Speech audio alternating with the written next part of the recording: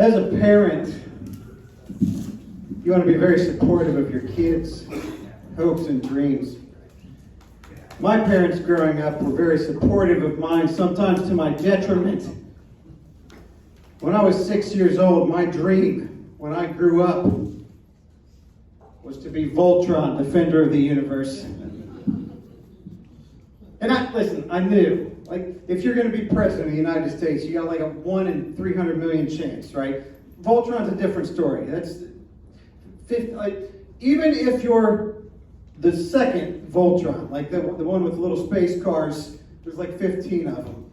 Like, everybody knows the Lions are the 18th Voltron. That's what you want to be. But even if you're the second team, the 15 space car, this is a deep cut. Most of you have no idea what I'm talking about.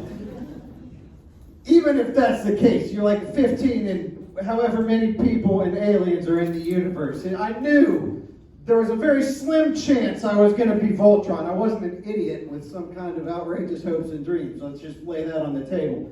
But my parents were very supportive of my dream. When I was 6 years old on my birthday, they bought me a Voltron sword. About this big, one of those little plastic things. It looked like one of those big red fat wiffle ball bats. You guys know what I'm talking about? It's like, so it was like really soft. It was in no way like a sword, but I thought it was. In my 6-year-old brain, I was a badass with this sword. Now there was a dog down the road. Hated this dog. He was an asshole. Bark at me, growl at me, snapped at me a couple of times. I'm scared to death of this dog until I got my Voltron sword. Then I knew that son of a bitch couldn't touch me anymore. I had the upper hand at that point. So the next day, my mom and my aunt decide they want to go for a walk down the road. Now my ears perked up. I said, hold on, let me get my sword. I'm going to need to protect you. So I'm marching down the road. I'm about 50 yards in front of my mom and my aunt, walking down with my Voltron sword on my shoulder like Daddy's shotgun. But I wasn't walking. I was strutting down that road because I felt like a badass.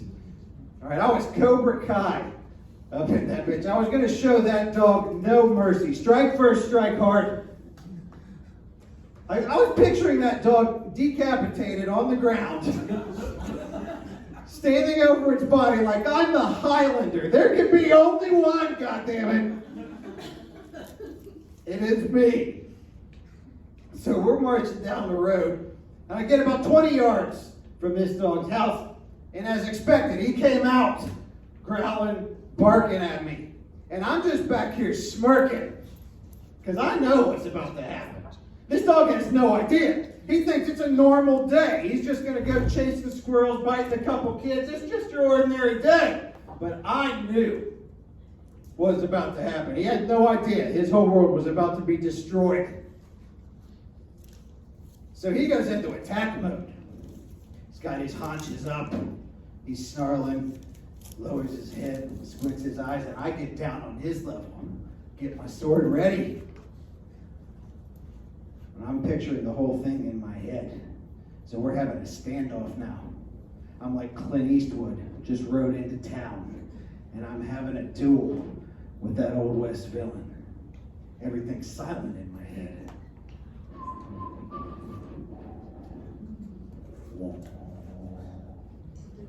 Tumbleweed blows between us in Ohio. I hear my mom somewhere in the background yelling at me to get back there. I'm like, don't worry about it. I got this. I'm just picturing what's going to happen. He's going to come at me and strike like a wolf. Come straight for me, and I'm going to wait until the last second. And then I'm going to swing that sword, and I'm going to cut that dog in half with my wiffle ball bat sword. And as I'm standing over that dog's bloody corpse, is when my mom's going to run up and give me hugs, shower me with kisses, tell me how brave I am for saving all their lives. Then, the dog struck. And all I could see as he came at me were these sharp, pointy, gleaming white teeth. And as soon as I detected the first sign of movement, I dropped that sword like a little bitch and ran.